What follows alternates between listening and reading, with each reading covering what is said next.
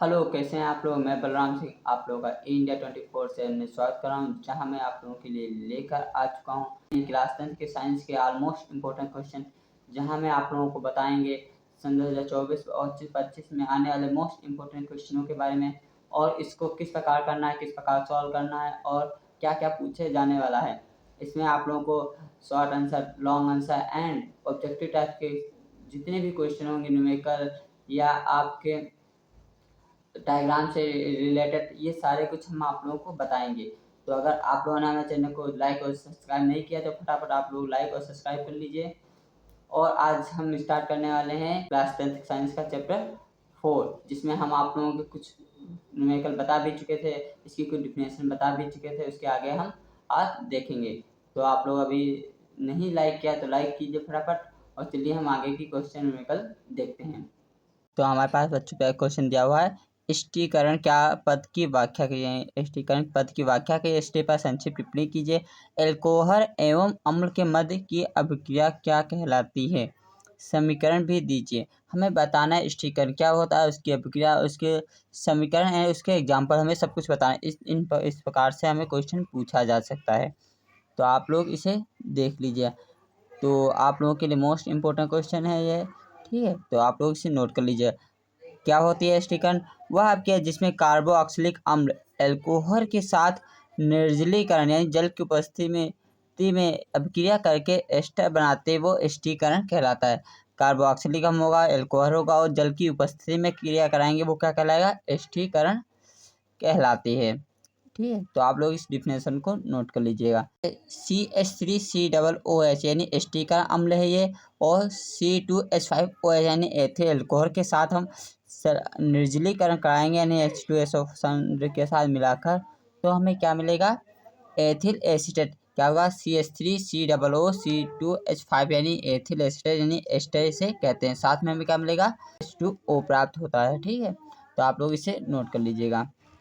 आगे हमसे पूछा है कि सीमेंट अभिक्रिया पर संक्षिप्त टिप्पणी कीजिए। सीमेंट अभिक्रिया क्या होती है, इसके एग्जाम्पल दीजिए। इस प्रकार से आपका क्वेश्चन पूछा जा सकता है। तो वह अभिक्रिया जिसमें कार्बोक्सिलिक अम्ल हाइड्रोजनाइक अम्ल यानी N3H के साथ संद्र H2 सल्फ्यूरिक अम्ल यानी H2SO4 की उपस्थिति में अभिक्रिया करके प्राथमिक एमीन बनाते, वो क्या कहलाती है? सीमेंट अभिक्रिया या सीमेंट रिएक्शन कहलाती है। H3 यानी एसिटिक अम्ल के साथ N3H यानी कौन? हाइड्रोजाइक अम्ल की क्रिया कराएंगे H2SO4 की उपस्थिति में, तो हमें क्या मिलेगा?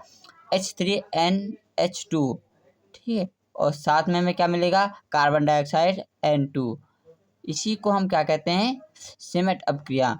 या दूसरे प्रकार से भी इसको लिख सकते हैं, बेंजोइक अम्ल के साथ अभिक्रिया किसकी?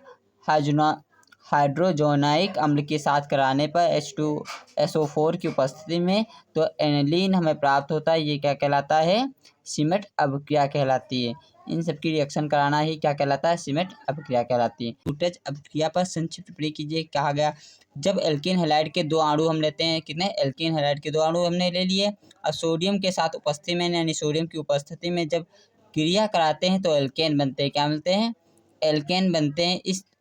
इस अभिक्रिया को क्या कहते हैं? ब्यूटेज अभिक्रिया। यानी सोडियम मेथिल आयोडाइड की अभिक्रिया जब कराएंगे सोडियम की उपस्थिति में, तो हमें क्या मिलेगा? एथेन मिलते हैं। इसी को हम क्या कहते हैं? ब्यूटेज अभिक्रिया कहते हैं। आप लोग इसे नोट कर लीजिएगा। आगे हमसे कहा, दो एलिफेटिक आसंतव हाइड्रोकार्बन के नाम अणुसूत्र लिखिए। तो पहला कौन सा नाम होगा? एथिलीन होगा, यानी H2C और डबल बॉन्ड CH2, ये जो है एथिलीन के अणु होते हैं। इसी प्रकार दूसरा हो जाएगा एसिटिलीन। क्या हो जाएगा दूसरा? एसिटिलीन, ठीक है। इसका क्या होता है? CH ट्रिपल बॉन्ड CH, ठीक है। तो आप दोनों ये नाम याद करिए। ये दोनों कैसे हैं? आसंतृप्त हैं। कैसे हैं? आसंतृप्त हाइड्रोकार्बन हैं। आगे हमारे पास दिया हुआ है, एथिल अल्कोहल के ऑक्सीकरण से प्राप्त यौगिक के नाम व सूत्र लिखिए। जो एथिल अल्कोहल से हमें ऑक्सीकरण कराने पर प्राप्त यौगिक जो प्राप्त हो रहा है, उसका नाम और उसका सूत्र लिखना। तो हम क्या करेंगे? एथिल अल्कोहल यानी C2H5 के ले लेंगे, फिर ऑक्सीजन से क्या क्रिया कराने पर हमें क्या मिलेगा, CH3CHO। अब इसकी दोबारा आप क्रिया कराते हैं तो CH3COOH यानी एसिटिक अम्ल बनता है। क्या बनता है, एसिटिक अम्ल बनता है। तो आप लोग इसे नोट कर लीजिएगा। दूसरी अभिक्रिया है निम्नलिखित यौगिकों के संरचनात्मक सूत्र लिखिए। ठीक है, तो ये आपका कई बार पूछा जा चुका है क्वेश्चन। जैसे पेंटानोन 3, क्या है, पेंटानोन 3। दूसरा है प्रोप्रेनॉल, क्या है, 2 प्रोप्रेनॉल। इनका हमें क्या लिखना, संरचनात्मक यानी डायग्राम इसका बनाना, चित्र बनाना है। ठीक है, तो इसका कैसे लिखें, CH3 और यहाँ देखो 3 नंबर पर है तो 3 नंबर पर कौन सा है, नॉन, ओ लगा हुआ 3 नंबर हमने लगा दिया CH2 तो क्या हो गया, पेंटानोन। मेथ एथ प्रोब्यूट पेंटानोन 3, क्या है, पेंटानोन 3। इसी पर 2 प्रोपेनॉल, दूसरे नंबर पर क्या लगा होगा, ऑयल लगा होगा। तो कैसे बनाएंगे, CH3 यानी मेथ एथ प्रोप हो गया। दूसरे नंबर पर क्या लगा है, नॉल लगा, यानी दूसरे नंबर पर नॉल लगा देंगे, ये इसका डायग्राम बन जाएगा। तो आप लोग इसे नोट कर लीजिएगा। ठीक, तो इस प्रकार से हम इसको लिख सकते हैं। क्या कहा गया, कार्बन एवं उनके यौगिकों का उपयोग अधिकतर अनुप्रयोग में ईंधन के रूप में क्यों किया जाता है। जो उपयोग होता है तो अनुप्रयोगों में ईंधन के रूप में अधिकतर क्यों किया जाता है, क्योंकि जब कार्बन एवं उनके यौगिक का उपयोग अधिकतर अनुप्रयोगों ईंधन के रूप में किया जाता है, क्योंकि कार्बन में ऑक्सीजन वायु में दहन कार्बन डाइऑक्साइड व जल का निर्माण होता है। यानी जो ऑक्सीजन होगी दहन करने पर क्या, कार्बन डाइऑक्साइड और तथा जल का निर्माण होता है तथा बहुत बड़ी मात्रा में ऊष्मा और प्रकाश उत्पन्न होता है। बहुत ही ज़्यादा मात्रा में क्या उत्पन्न होगा, प्रकाश एवं ऊष्मा उत्पन्न होगी। इसके अतिरिक्त इसका ज्वलन ताप मध्यम कैलोरी मान अधिक होता है, यानी जो कैलोरी मान होगा इसका बहुत अधिक होगा तथा इसके दहन से कोई अवशेष नहीं बचता और ना ही हानिकारक गैसें उत्पन्न होती हैं। जैसे कार्बन डाइऑक्साइड को हम जलाने पे क्या मिलेगा, कार्बन डाइऑक्साइड प्राप्त होगा, ऊष्मा प्राप्त होगा और प्रकाश मिलेगा, और इसको जलाने पर कुछ भी अवशेष प्राप्त नहीं होता है। ठीक है, तो आप लोग इसे नोट कर लीजिएगा। आगे हमारे पास दिया है एथिलीन की योगात्मक अपक्रिया को लिखिए, कहा गया हमसे। तो कैसे लिखेंगे, एथिलीन की ब्रोमाइड के साथ अपक्रिया योगात्मक अपक्रिया का उदाहरण है। एथिलीन की ब्रोमाइड के साथ अपक्रिया किसके साथ है, योगात्मक अपक्रिया का उदाहरण है। तो योगात्मक क्या होती है, एक दूसरे को जोड़ना। तो एथिलीन यानी CH2 को हम आपस किसके, ब्रोमाइड के साथ जोड़ेंगे तो यहाँ बॉन्ड टूटेगा और आपस में यहाँ आकर एक एक क्या, Br जो यानी ब्रोमाइड जुड़ जाएगा, तो एथिलीन ब्रोमाइड बन जाएगा। क्वेश्चन दिया हुआ है, साबुन के निर्माण के प्रमुख 2 पदार्थों के नाम लिखिए। तो ये कई बार आपके एग्जाम में पूछा जा चुका है, तो आप लोग इसे नोट कर लीजिएगा। जो साबुन के निर्माण में 2 पदार्थ यूज होते हैं उनका क्या नाम है, स्टेरेरिक अम्ल तथा सोडियम हाइड्रॉक्साइड। इसका सूत्र क्या होता है, C17H35COOH। ठीक, इसका फार्मूला होता है। और इसका हाइड्रॉक्साइड यानी दूसरा क्या था, सोडियम हाइड्रॉक्साइड NaOH। ठीक है, तो इसको ये दोनों आप लोग नोट कर लीजिएगा। आप लोग आगे दिया, साबुन का रासायनिक नाम हुआ, सूत्र लिखिए। इसका रासायनिक नाम क्या होता है और इसका सूत्र भी लिखना है साबुन का, तो ये आप लोगों को पता होगा। इसका रासायनिक नाम क्या होता है, सोडियम या पोटेशियम एसीटेट होता है। क्या है, सोडियम या पोटेशियम एसीटेट, यानी C17H35COONA यानी सोडियम एसीटेट होता है। ठीक है, या पोटेशियम एसीटेट C17H35COOK, तो यानी पोटेशियम एसीटेट। इन दोनों नाम से आप इसको जाना जाता है। ठीक है, तो आप लोग इसे नोट कर लीजिए। आगे कहा है, साबुन के निर्माण से प्राप्त सह उत्पाद यानी बाय प्रोडक्ट का नाम बताइए। जो साबुन के निर्माण में प्राप्त उत्पाद होता है उसका क्या नाम होता है, ग्लिसरॉल। क्या होता है, ग्लिसरॉल जो होता है ये साबुन के निर्माण में हमें प्राप्त होता है।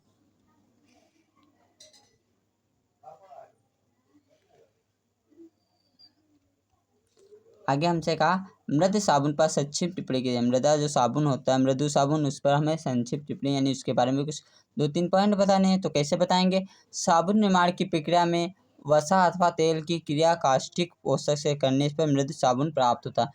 आगे क्या है, ये साबुन जल के साथ अधिक झाग देते हैं। क्या करते हैं, जल के साथ अधिक झाग देंगे तथा नहाने आदि के लिए उपयोग में लाए जाते हैं। नहाने में इनका प्रयोग अधिक किया जाता है। कौन से, मृदा साबुन, जो त्वचा को हानि ज़्यादा नहीं पहुंचाते हैं। ठीक है, आगे हमसे कहा गया है क्या आप डिटर्जेंट का प्रयोग कर बता सकते हैं कि कोई जल कठोर है अथवा नहीं? आप लोग बता सकते हैं क्या? नहीं, क्योंकि डिटर्जेंट दोनों प्रकार के जल के साथ झाग देते हैं। जल जो लोग विभिन्न प्रकार के कपड़े धोते हैं। सामान्यतः साबुन लगाने के बाद लोग कपड़े को पत्थर पर टपकाते हैं, झंडे में पीटते हैं, ब्रश से रगड़ते हैं या वॉशिंग मशीन में कपड़े रगड़ते हैं जाते हैं। कपड़ा साफ करने के लिए उसे रगड़ने की क्यों आवश्यकता होती है? यानी कपड़ा साफ करने के लिए उन्हें रगड़ने की क्यों आवश्यकता होती है? तो क्या इसका उत्तर होगा साबुन में विलय में गंदे कपड़े को डालकर हिलाने से या रगड़ने से मिसेल का निर्माण होता है। मिसेल का निर्माण होगा। मिसेल कपड़ों के से तेल तथा धूल के कणों को हटाने में सहायता प्रदान करता है, जिससे कपड़े साफ हो जाते हैं। तो आप लोगों को यही इसी प्रकार से लिखना है, ठीक है। आगे हमसे कहा है लिटमस ले लिया नीला, तो साबुन का परीक्षण करें यानी उसका एक्सपेरिमेंट करें तो हमें क्या प्राप्त होगा? साबुन क्षारीय प्रकृति के होते हैं अतः ये लाल लिटमस पात्र को नीला कर देते हैं तथा नीले लिटमस पात्र पर कोई प्रभाव नहीं डालते हैं। हमारा अगला क्वेश्चन दिया हुआ है, कार्बन के 2 गुणधर्म कौन से हैं जिनके कारण हमारे चारों ओर कार्बनिक यौगिक को विशाल संख्या दिखाई देती है? तो हमें कार्बन यौगिक को बताने जो गुणधर्म होते हैं उनके चारों ओर कौन से यौगिक होते हैं जिनके बाद सामने विशाल संख्या हमें दिखाई देती है। तो कौन से होंगे?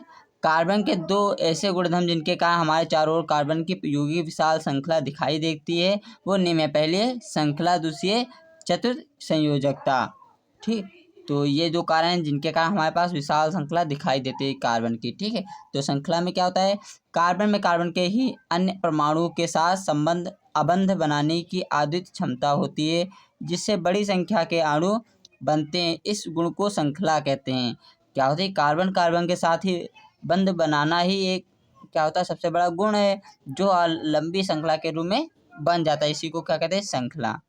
श्रृंखला के कारण कार्बन यौगिक की संख्या विशाल होती है। इसके कारण ही क्या होती है? कार्बन यौगिक की संख्या विशाल हो जाती है।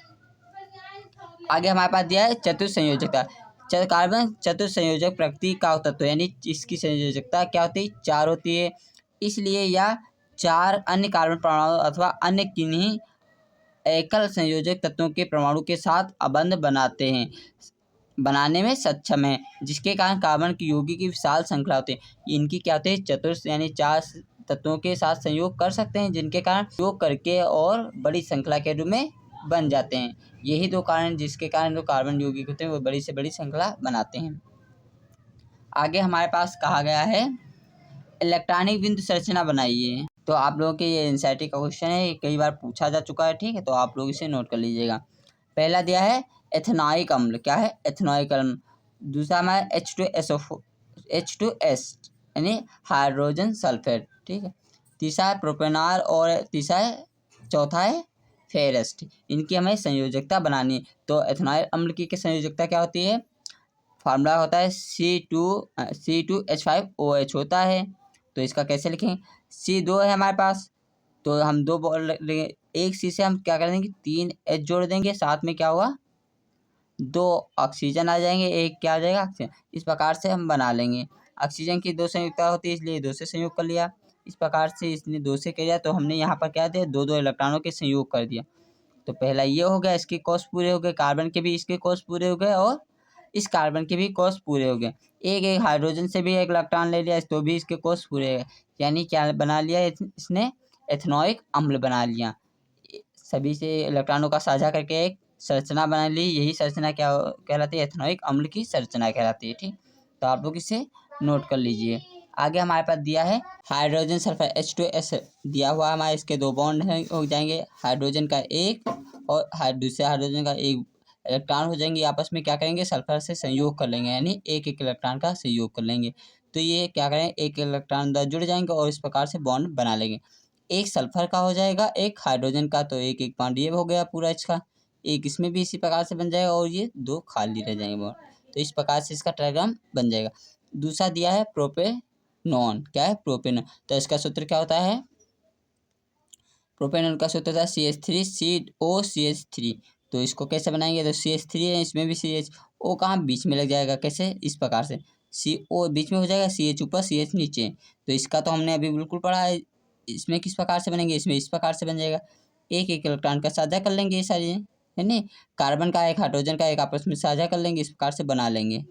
ठीक, इसके भी पूरे, इसके भी पूरे, इसके भी पूरे इलेक्ट्रॉन हो गए।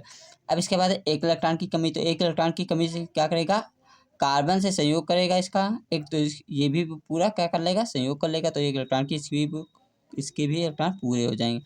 इसी बार इसके भी इलेक्ट्रॉन पूरे हो जाएंगे, 2 इलेक्ट्रॉन हो गए। अब इसके बाद कमी किसकी, कितने इलेक्ट्रॉनों की, 2, 2 क्या करेगा, ऑक्सीजन से ले लेगा और 2 का संयोग आपस में कर लेगा। ठीक, इस प्रकार से आपस में सभी संयोग कर लेंगे और इसका एक डायग्राम बना लेंगे, यही क्या कहलाएगी, बिंदु संरचना कहलाती है। ठीक है, तो आप लोग इसे नोट कर लीजिएगा। आगे हमारे पास दिया है फ्लोरीन अणु यानी F2 के अणु, तो F2 यानी 2 हैं, तो आपस में एक बॉन्ड जुड़ जाएंगे, तो क्या हो जाएगा, फ्लोरीन को एक एक इलेक्ट्रॉन का साझा कर लेंगे, तो आपस में इस प्रकार से संरचना बना लेंगे, ये क्या कहलाएगी, बिंदु संरचना। आगे हमारे पास कहा गया है हाइड्रोजन हाइड्रोकार्बन क्या है, एलिफेटिक संतप्त हाइड्रोकार्बन तथा एलिफेटिक असंतप्त हाइड्रोकार्बन को उदाहरण द्वारा स्पष्ट कीजिए। हाइड्रोकार्बन पर संक्षिप्त टिप्पणी कीजिए। संतृप्त असंतृप्त हाइड्रोकार्बन के उदाहरण द्वारा समझाइए। इतने प्रकार से क्वेश्चन पूछे जा सकते हैं, तो आप लोगों ने नोट नहीं किया तो नोट कर लीजिए।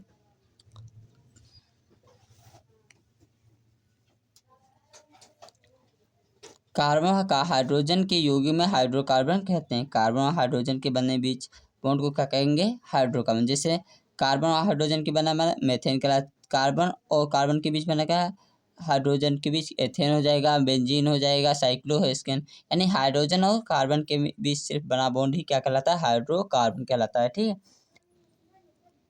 हाइड्रोकार्बन खुली एवं बंद श्रृंखलाओं में होते हैं। किसमें होते हैं, खुली और बंद श्रृंखलाओं में इस प्रकार से हो सकते हैं। उपयोग में से मेथेन और एथेन खुली श्रृंखलाओं के हाइड्रोकार्बन है, जबकि बेंजीन और साइक्लोहेक्सेन ये बंद श्रृंखला के हाइड्रोकार्बन, ये दोनों क्या है, चारों ओर से बंद है, इसलिए बंद श्रृंखला के, बाकी ऊपर के जो हैं ये खुली श्रृंखला के हाइड्रोकार्बन हैं। तो हाइड्रोकार्बन कितने प्रकार के हो सकते हैं, 2 प्रकार के, बंद श्रृंखला और खुली श्रृंखला के हो सकते हैं। ये एलिफेटिक एवं एरोमेटिक दोनों प्रकार के होते हैं। एलिफेटिक भी होंगे और एरोमेटिक भी होंगे।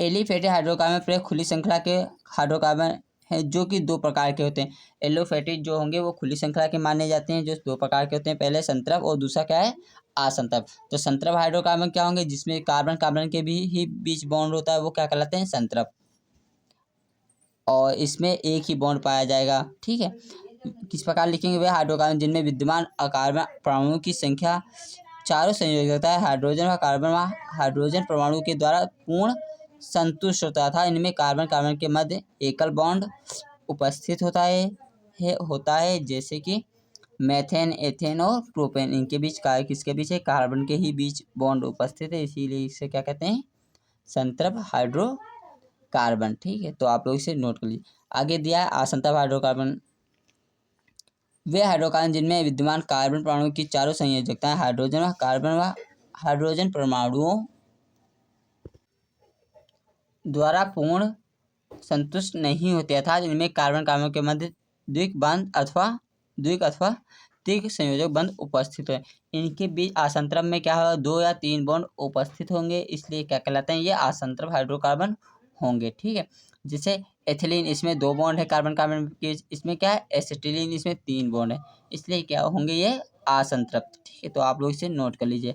आगे कहा है संतृप्त तथा असंतृप्त हाइड्रोकार्बन में अंतर स्पष्ट कीजिए। अभी हमने बताया संतृप्त असंतृप्त क्या होते हैं, आप लोग मोस्ट इंपॉर्टेंट मानिएगा, क्योंकि ये एग्जाम में कई बार पूछा जा चुका है। तो हमारे चैनल को लाइक और सब्सक्राइब नहीं किया, लाइक और सब्सक्राइब कीजिए, लोगों को शेयर कीजिए।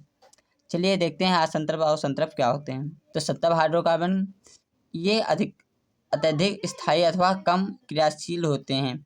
ये प्रतिस्थापित यौगिक बनाते हैं, जैसे मेथेन और हाइड्रोजन नाइट्रेट से क्रिया करेंगे तो एथेन बनाएंगे और नाइट्रोमेथेन बना लेते हैं। ठीक, और साथ में जल बनता है। और असंतृप्त क्या होंगे, यह अस्थायी अथवा अधिक क्रियाशील होते हैं। ये शीघ्र ही यौगिकशील यौगिकों के सब यौगिक बनाते हैं। ये शीघ्र ही क्या कर लेते हैं, क्रिया कर लेंगे। जैसे इसमें दिया एथिलीन, इसमें बॉन्ड टूटेगा, तुरंत आकर क्लोरीन जुड़ जाएगा, तो क्या बन जाएगा, एथिलीन प्राप्त होगा हमें।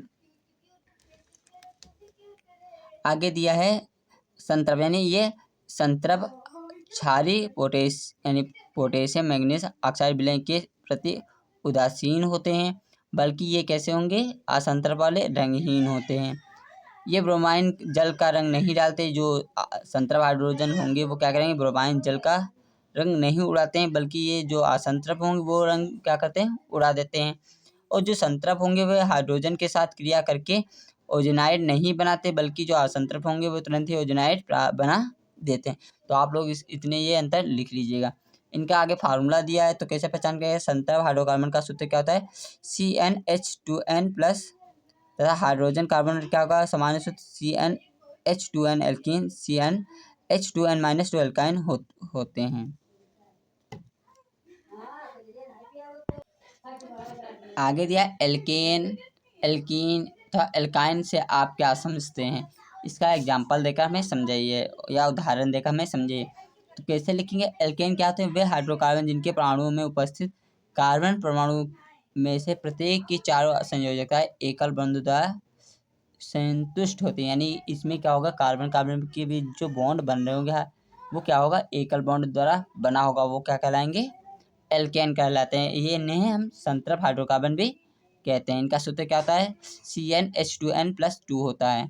इसका हमने अभी ऊपर पढ़ा संतृप्त हाइड्रोकार्बन। आगे क्या है, एल्कीन, वे हाइड्रोकार्बन जिनमें कार्बन परमाणु के द्विबंध द्वारा जुड़े होते हैं। इनके बीच क्या होता है, कार्बन कार्बन के बीच कौन सा बॉन्ड होगा, डबल बॉन्ड होगा। इन्हीं को क्या कहते हैं, एल्कीन कहते हैं। इनका सूत्र क्या होगा, CnH2n होता है। इसका एग्जाम्पल है एथिलीन और प्रोपेनिलीन। ठीक है, आगे दिया हमारा एल्काइन, इनके बीच क्या होगा, पहले सोचो, इनके बीच 3 बॉन्ड होंगे, इनके बीच 3 बॉन्ड द्वारा जुड़ा होगा, ये क्या कहलाएंगे, एल्काइन। इनका सूत्र क्या होता है, CnH2n-2। ठीक है, ये एग्जाम्पल क्या है, एसिटिलीन। ठीक है, तो आप लोग इसे नोट कर लीजिए।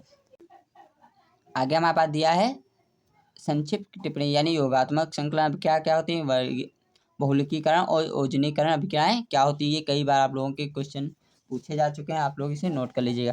आगे दिया है इसमें योगात्मक अभिक्रियाएं, वे रासायनिक अभिक्रियाएं जिनमें कार्बन यौगिक से अभिकर्मक का योग होता है तथा यौगिक की असंतृप्तता कम होकर वह संतृप्त यौगिक में परिवर्तित हो जाता है, योगात्मक अभिक्रिया कहलाती हैं।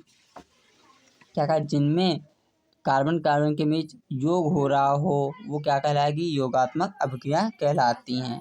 अब इस प्रकार से हम इन्हें लिख भी सकते हैं। एग्जाम्पल के लिए एथिलीन तक की ब्रोमाइड के साथ क्रिया कराते हैं, तो ये कौन सी क्रिया कहलाती है, योगात्मक क्रियाएं। इसमें योग क्या होगा, इन सबका योग, क्रियाओं का योग हो रहा होगा, वो कौन से होंगे, योगात्मक क्रियाएं। हमने अभी देखा है किसके, एथिलीन के साथ क्रिया करेंगे, जो यहाँ से बॉन्ड टूटेगा और Br क्या होगा, आपस में एक जुड़ जाएगा, तो क्या बना लेंगे, एथिलीन ब्रोमाइड यानी संतृप्त हाइड्रोकार्बन बना लेते हैं। इसी प्रकार दिया है बहुलकीकरण, क्या होता है, बहुलकीकरण उस क्रिया को जिसमें एक प्रकार के या विभिन्न प्रकार के 2 या 2 से अधिक अणु परस्पर संयोग करके अधिक अणु भार वाले जटिल यौगिक बनाते हैं, वो क्या कहलाते हैं, बहुलकीकरण कहलाते हैं। जिसमें एक या एक से अधिक प्रकार के परमाणु आपस में जुड़कर जटिल यौगिक बनाते हैं, वो क्या कहलाते हैं, बहुलकीकरण। और इस प्रकार के प्रक्रम को फलस्वरूप उच्च अणु भार के यौगिक को बहुलक कहते हैं। जो उस उच्च अणु भार वाला यौगिक होगा उसी को क्या कहेंगे, बहुलक कहेंगे। ठीक, तो इसे कैसे लिखना है, जैसे एथिलीन बहुलकीकरण होकर पॉलीथीन देते हैं, जैसे NH2C और इनके बाद डबल बॉन्ड। अब डबल बॉन्ड होगा, इनको उच्च दाब देंगे तो क्या बन जाएगा, बॉन्ड टूट जाएगा। और इसी प्रकार से लाइन से सभी क्या हो गए, एथिलीन के अणु जुड़ते चले जाएंगे और ये क्या बना लेंगे, पॉलीथीन बना लेते हैं। ठीक है, ये एक एग्जाम्पल हो गया बहुलकीकरण का। इसी पर दूसरा एग्जाम्पल दिया हुआ है, वाइनिल क्लोराइड के बहुलकीकरण पॉलीवाइलिन क्लोराइड यानी PVC बहुलक बनाते हैं। जैसे हमारे पास CH2 और CH2 क्लोराइड दिया है, यहाँ से बॉन्ड टूटेगा और क्या होगा, इसमें भी और इसके अलावा जो CH3 इसके ही अणु होंगे वो लगातार जुड़ते हुए चले जाएंगे। ठीक है, तो ये कितने टाइम होंगे, N टाइम तक जुड़ते चले जाएंगे, ये क्या कहलाते हैं, PVC। ठीक है, चलिए आगे के क्वेश्चन हम अगली क्लास में देखेंगे। तो आप लोगों ने हमारे चैनल को लाइक और सब्सक्राइब नहीं किया, लाइक और सब्सक्राइब कीजिए। Thank you.